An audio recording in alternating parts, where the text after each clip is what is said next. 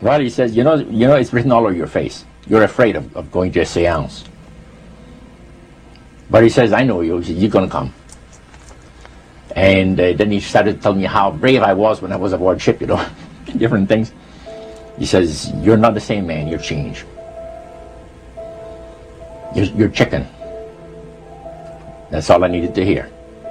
I said, when do we go to a seance?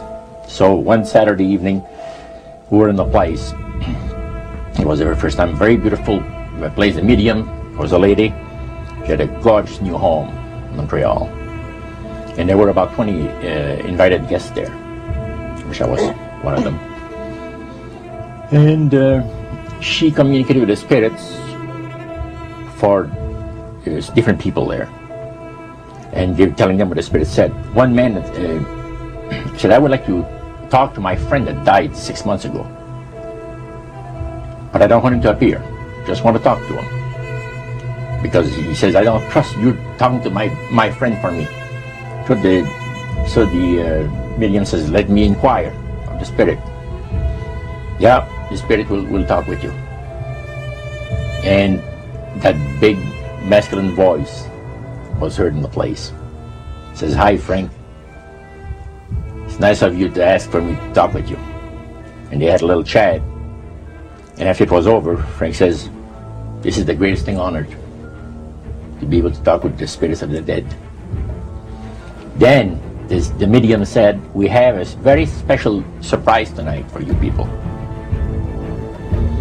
A spirit will manifest itself openly here in a few minutes.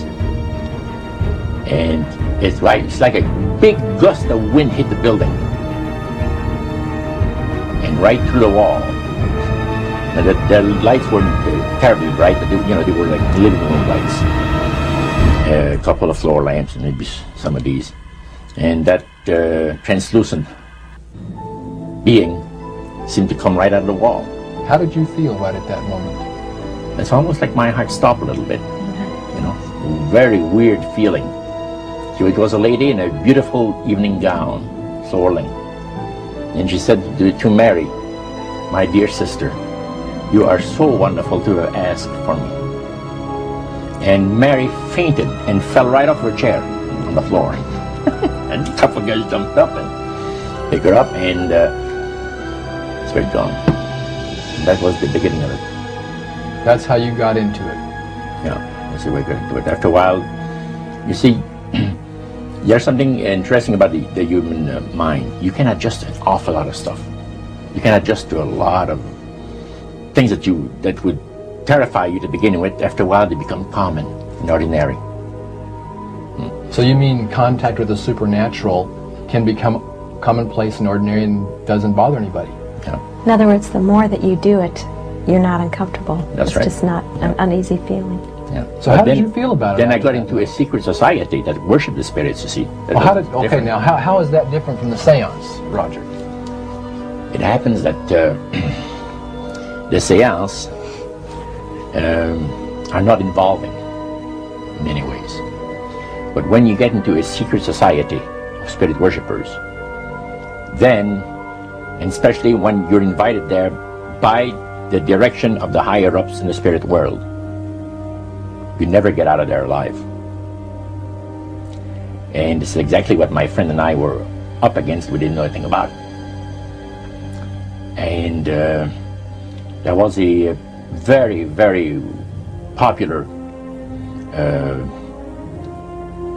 big band leader. Jazz musician? Band, yeah, very famous. And one night we went to one of these seances, and he was with his wife.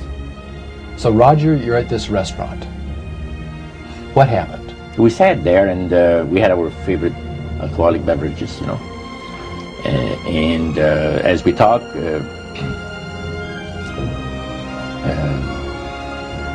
the band leader says, I want power. I go right to the source of power. And he says, how do you think that I became famous the way that I am? Well, I said, you must have had some good luck. Well, he says, there's no such thing as good luck. He says, there's either some power working for you somewhere, or you don't get ahead in this world. Not in my type of occupation. So it went from there. We got talking about spirit worship. Did it intrigue you? Or did it make you want to find out more about what exactly he was talking about? Yeah. So he said the supposed spirits of the dead that you're talking with are demon spirits. They're fallen angels. They're beautiful beings. Just set it out, just like that. Oh yeah. It didn't make you uneasy when he said they were... Well, you know, it shocked you a little bit, you know. Something that you first hear mentioned to you. He said, you guys have got a great future ahead of you.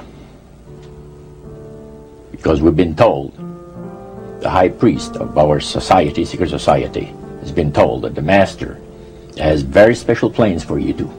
Now, what did he mean by the master? Satan. And we were interested to hear more about it. And he told us, he says, look, we worship spirits. We worship Lucifer and all his angels. They're just as beautiful as they did before they were cast out of heaven. He says there was a misunderstanding in the whole thing. He says among the inhabitants of the galaxies. And he says our master was misunderstood. And God did not bear with him like he does with people that make mistakes today. So we're in a warfare, good against evil. And we happen to be the evil ones, but we're not that bad. He says, I look at this business between the forces of good and evil. He says, you believe in one person believes in God, and everyone believes in Lucifer. It's like politics. So the great controversy is real. And you've heard someone talk about it that's on the other side. And to these people, they are sold to the fact that Christ will not return to this planet with power and great glory. He's going to abdicate all claims to the planet, because the high priest once said that Christ will abdicate all claims to the planet because he knows that it is lawfully and rightfully Satan's. And at that time he says, so the priest says, well now, he says, for those of you that are new, let me tell you that this is the most feasible way, he says, to please the spirits. It's to deride Christ and his people, you know, and his church and all that. So they sing out of Christian hymnals. They didn't sing Christian words to the hymns, however. Well, they changed a lot of them. Yeah, not for the good. It's a form of blasphemy. Yeah. Such as you see today in the rock music world. You see the entertainers, they have these crosses. The ladies got earrings, crosses. The guys got crosses. This is a form of blasphemy, a form of deriding Christ. You see. Spirits cause the people to do that, to find pleasure in wearing this type of emblem, which is the cross is the emblem of the crucifixion of Christ to the Christians. Better to reign in hell than serve in heaven, is that it? Why not? I'm here on the ground with my nose in it since the whole thing began. I've nurtured every sensation man has been inspired to have. I cared about what he wanted, and I never judged him. Why? Because I never rejected him. In spite of all his imperfections, I'm a fan of man. I'm a humanist. Maybe the last humanist. Who, in their right mind, Kevin, could possibly deny the 20th century was entirely mine?